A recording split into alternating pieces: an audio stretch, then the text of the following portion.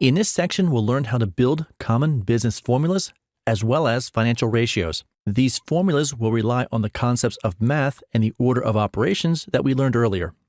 The reason we do this is because sometimes Excel does not have a built-in function that we can use, and instead we have to build the formula manually.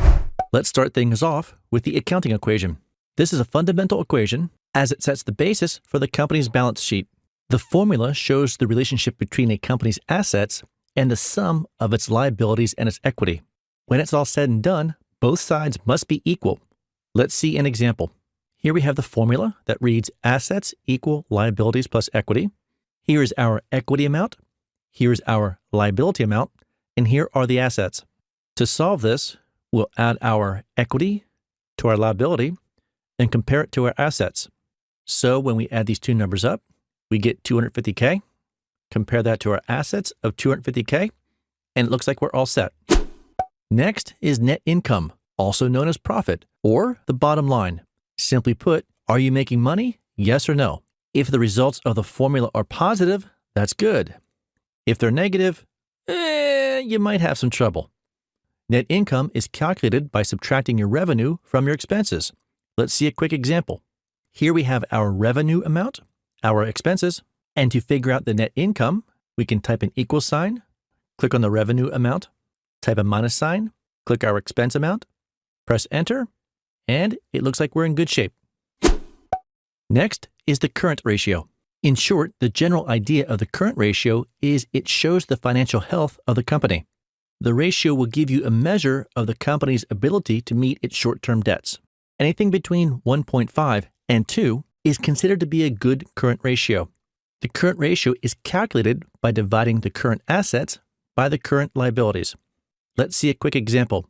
Here we have our current assets, our current liabilities, and to do the calculation, we'll type an equal sign, click on our current assets, and divide that by our current liabilities. Press enter, and it looks like we're in good shape. Moving on, let's talk about the quick ratio, otherwise known as the acid test. This ratio measures the ability to pay debts, but it uses assets that are quickly converted into liquidity. This includes things like stocks, accounts receivable, cash, etc. A good quick ratio is considered to be anything above 1. The ratio is calculated by dividing the liquid assets by the current liabilities. Let's see a quick example. Here we have our liquid assets and our current liabilities. To figure this out, we can click on our target cell, type an equal sign, then click on our liquid assets, divide that by our current liabilities, press enter, and it looks like we're in good shape. Moving on, let's look at cost of goods sold. The cost of goods sold show you how much you're spending to produce your product or service. The idea, obviously, is to keep your costs low. The way it's calculated is you take your beginning inventory, add that to any purchased inventory, and then subtract out any ending inventory. Let's see a quick example. Here we have our inventory amounts. So to build the formula, we'll type an equal sign, take our beginning inventory, add that to our purchased inventory, and then subtract out our ending inventory, and there is our cost of goods sold. Next, we'll talk about gross profit. Simply put, gross profit is the amount of revenue you have left over after you subtract out the cost of production. You can calculate gross profit by subtracting your sales from the cost of goods sold. Let's see a simple example. Here we have our sales amount and the cost of goods sold.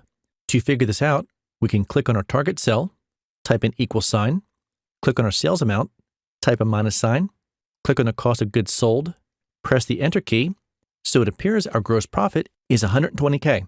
Not too shabby. Moving on, let's look at gross profit margin.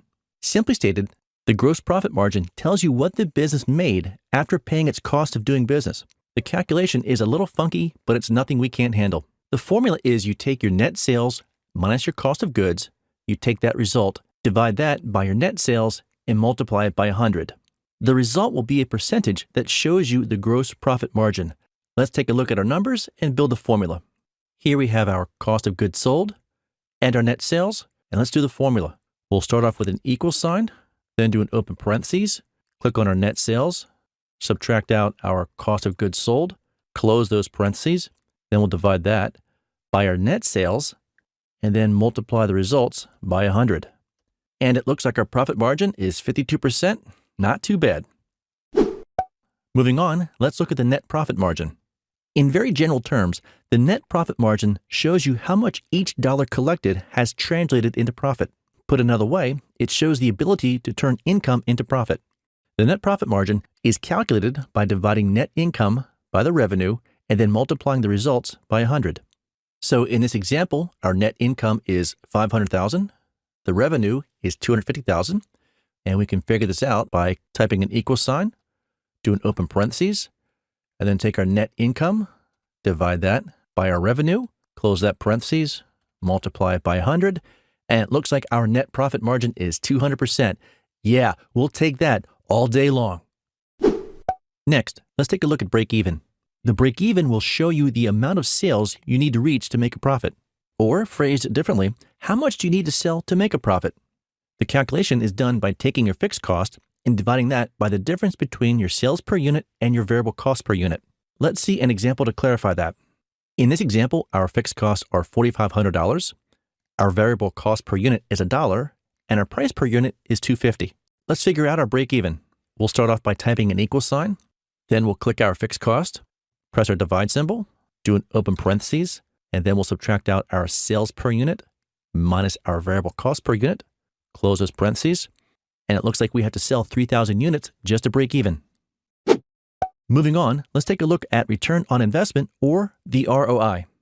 In very simple terms, the ROI shows you if the money you're putting into your business is returning to you as revenue.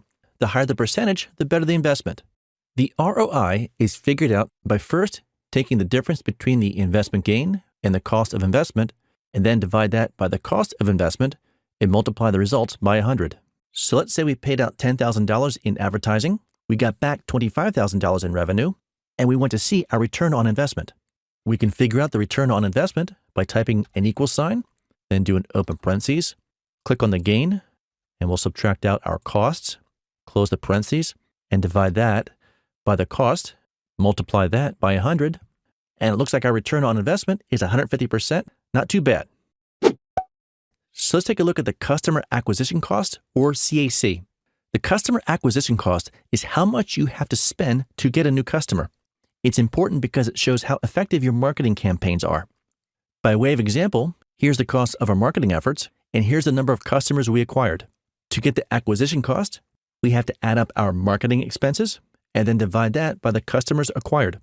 To solve this, we'll type an equal sign, then do an open parentheses, add up all of our expenses, close the parentheses, divide that by the customers acquired, press enter, and it looks like every new customer cost us $25.20.